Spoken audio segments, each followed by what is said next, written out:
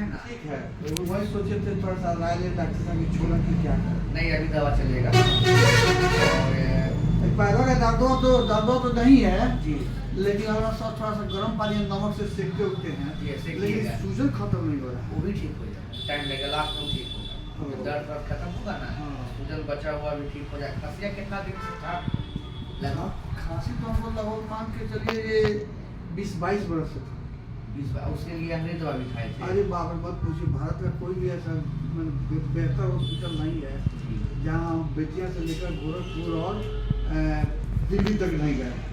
दिल्ली से गंगाराम में दिखाए हैं, स्कॉट में दिखाए हैं, उसके बाद में सर्वोदय हॉस्पिटल है कहाँ वहाँ उधर वहाँ जाकर दिखाए हैं, कहीं ठीक नहीं हुआ। सब जगह एलर्जी।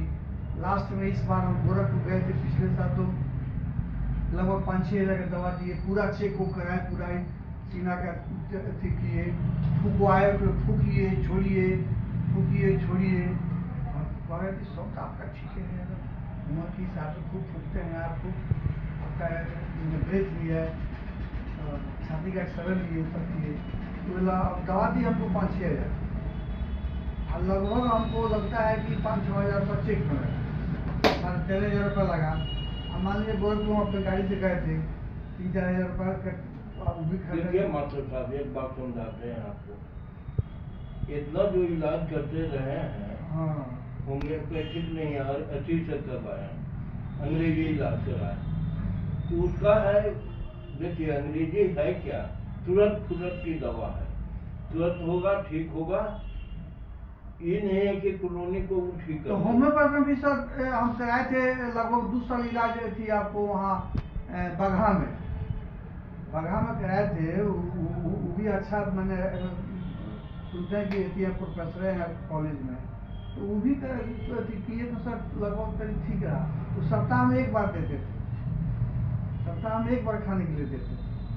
तो लास्ट में जब गोरखपुर दवाई सब लिए ना, तो हमारा लड़का यहाँ आकर के दिखाया था अपने बच्ची को।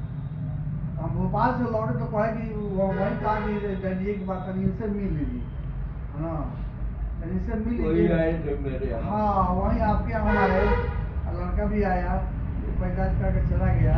ये लड़का दुकान है, बिजली का दुकान है, लेकिन एक ही बार दवा आपने की, उसी समय से खांसी खत्म हो गया।